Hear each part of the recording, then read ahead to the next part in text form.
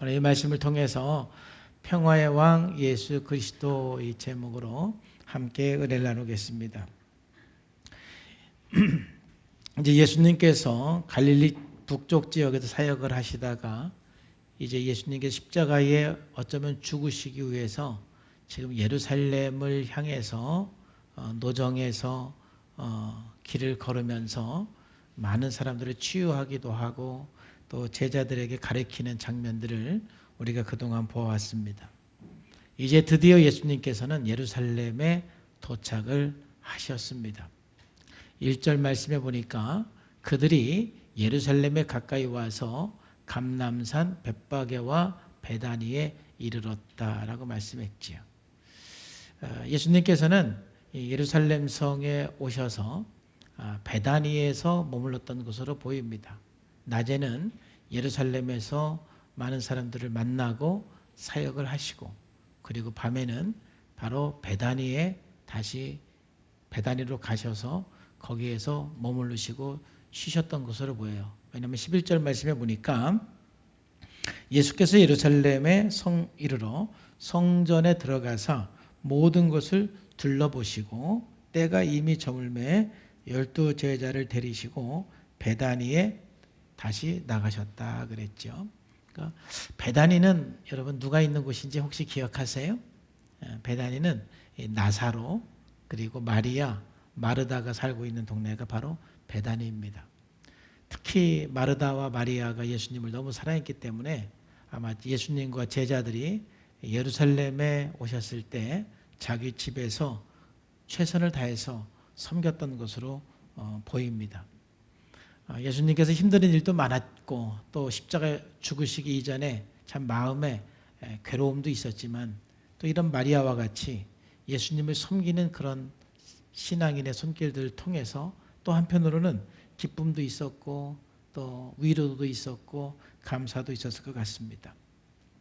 이제 오늘 예수님께서 드디어 공식적으로 예루살렘 성에 제자들과 함께 나귀를 타고 들어가십니다. 마가복음을 보면은 마가복음에서는 거의 대부분 예수님께서 메시아라는 것을 그동안 드러내지 않으시고 감추었습니다. 이제 드디어 예수님께서 때가 차서 스스로 메시아인 것을 드러내시면서 나귀를 타고 예루살렘에 입성하는 장면입니다. 그래서 오늘 이 내용을 통해서 여러분과 함께 몇 가지 은혜를 나누고 평화의 왕이신 예수 그리스도의 그 평화가 오늘 여러분들에게 임하기를 주님의 이름으로 축복합니다. 첫 번째 오늘 말씀을 통해서 우리가 볼 수 있는 것은 예수님께서는 준비하시고 미리 준비하시고 보내신다라는 것을 볼 수가 있습니다. 제자들을 뭔가 이렇게 보내실 때 아무 대책 없이 보내는 것이 아니라 미리 준비하시고 보내십니다. 그런 것처럼 저와 여러분들을 예수님께서는 어떤 사역이나 어떤 일을 하라고 하실 때에 그냥 하라고 하는 것이 아니라 우리를 준비시켜서 또 준비된 사람을 만나게 해서 그 일을 하게 하시는 분이 주님이세요. 오늘 1절부터 6절까지 이제 쭉 다시 한번 보면은 예수님께서 예루살렘 근처에 오셔서 제자 둘을 불러서 심부름을 시킵니다. 2절 말씀에 보면은 어떤 심부름을 시킵니까? 이르되 너희는 맞은편 마을로 가라. 그리로 들어가면 곧 아직 아무도 타지 않은 나귀 새끼가 매여 있는 것을 볼 텐데 그것을 끌고 오라라고 말씀을 하시죠. 그리고 3절에 이렇게까지 말씀을 하십니다. 만일 누가 너희에게 왜 이렇게 하느냐 묻거든 주가 쓰시겠다 하라. 그러면 그 주인이 나귀를 풀어서 줄 것이다 라고 말씀을 하시죠.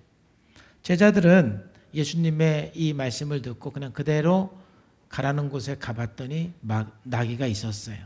그걸 풀었더니 주인이 와서 왜 나귀를 푸느냐 그럽니다. 주가 쓰시겠다고 합니다. 그러니까 허락해서 나귀를 끌고 예수님께 왔어요.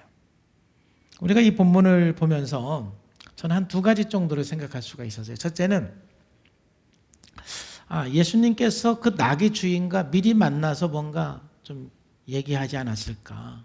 언제인지는 모르지만은 그래서 내가 이 나귀를 언젠가는 사용을 할 텐데 내가 이 제자들을 보내면 이 나귀를 좀 보내주세요. 제가 한번 쓰기를 원합니다. 아마 그 주인하고 예수님께서 언젠가 말씀하셨던 것 같아요. 그러니까 예수님께서 이제 거기에 나귀가 매여 있는 걸 아시고 제자들을 보내어서 제자들에게 주가 쓰겠다 하면 보내줄 거다라고 말씀하셨던 것 같아요. 아니면 이제 두 번째는 이렇게 생각할 수도 있어요. 예수님께서는 초자연적이신 분이기 때문에 동네 맞은편에 나귀가 있는 것을 예수님은 아세요. 그리고 그 주인이 누구인지도 아세요. 아마 제자를 보내어가지고 그 나귀를 풀게 되면 그 주인이 왜 그 나귀를 풀냐고 물어보실 것도 예수님께서는 아세요. 그때 성령님께서 그 주인에게 감동하셔서 주가 쓰시겠다 하면은 성령의 감동을 통해서 허락하실 것을 예수님께서는 아실 수가 있어요. 그걸 다 아시고 제자들을 보내서 나귀를 풀어오라 그럴 수가 있어요. 여러분 생각은 첫 번째인 것 같아요? 두 번째인 것 같아요? 일반적으로 주석가들 보면 첫 번째로 말하는 사람도 있고 두 번째로 말하는 사람도 있어요. 전 모르겠어요. 첫 번째이든 두 번째이든 그게 중요한 것 같지는 않아요.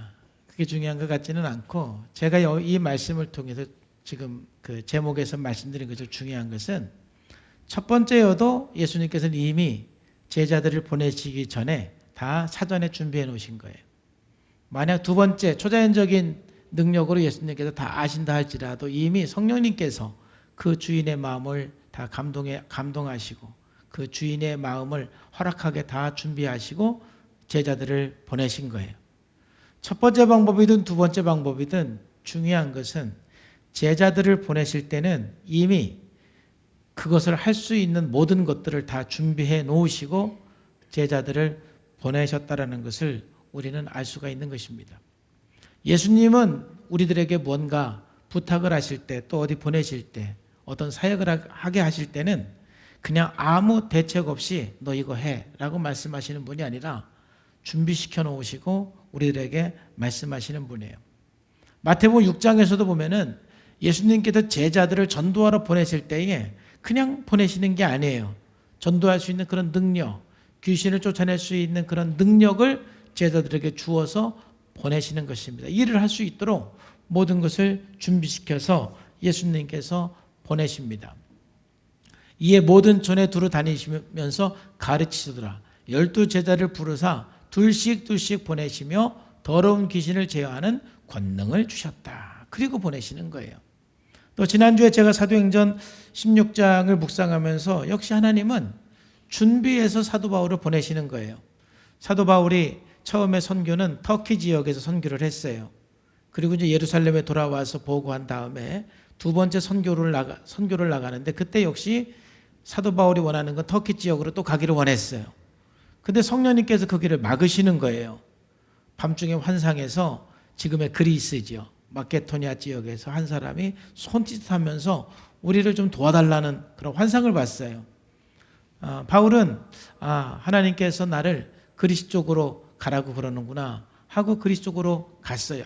아무도 아는 사람이 없었어요. 가봤더니 하나님께서 이미 루디아라는 사람을 거기에 준비해 놓으신 거예요. 그리고 가봤더니 이미 하나님께서 간수장이를 준비해 놓으신 거예요.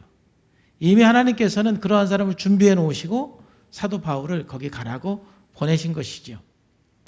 빌립보에 처음으로 갔을 때 만나는 것이 바로 루디아인데 루디아가 바울의 이야기를 듣고 마음의 문을 열어서 바울을 따르게 됐고 그 모든 가족들을 바울을 통해서 복음을 듣게 해서 예수 믿고 침례받고 바로 빌립보 교회의 첫 번째 교회가 루디아 가정에서 이루어지게 된 것이죠.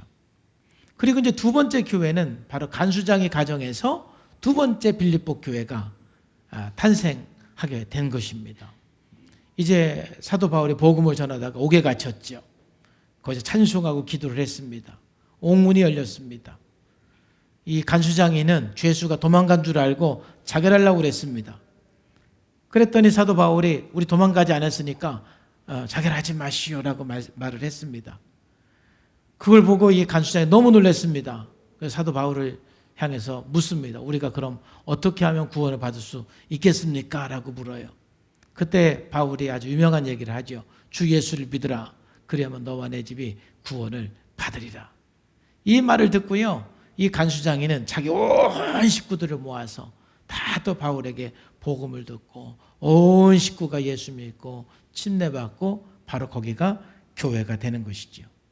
그런 것처럼 하나님은 바울을 터키가 아닌 그리스로 보낼 때는 이미 거기에 뭔가 준비된 사람이 있었던 거예요.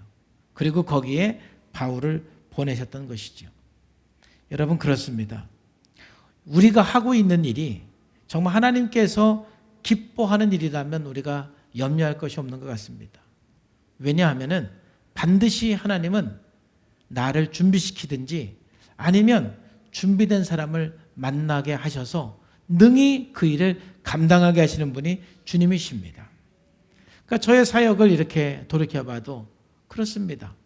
하나님께서는 처음 저에게 목사를 하라고 청년 때 저를 부르셨어요.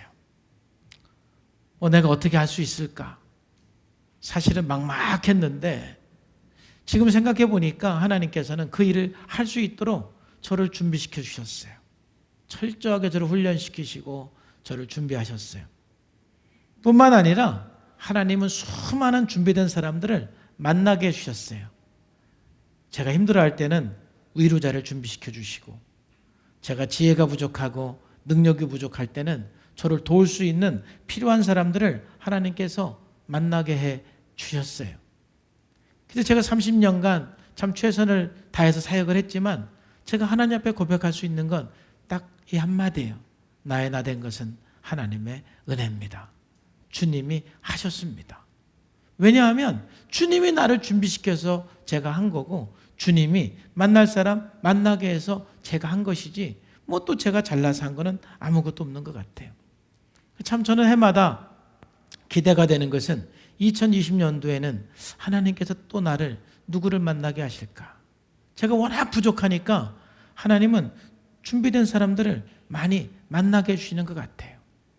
그러므로 내가 하나님께서 기뻐하는 일을 해나갈 때 염려할 것이 없는 것은 내가 하는 것이 아니라 하나님이 준비시켜서 하게 하기 때문에 그렇습니다. 창세기 22장에도 보면은 하나님께서는 여호와 이레 하나님이라는 것을 말씀해 주세요. 아브라함이 그 땅 이름을 여호와 이레라 하였으므로 오늘날까지 사람들이 이르기를 여호와의 산에 준비되리라 하더라 그랬습니다. 하나님은 우리를 준비시켜 주시는 분이에요. 사람이 일을 하면서 일이 잘 될까? 이 일을 하면은 어려워질까? 이런 염려를 굉장히 많이 해요.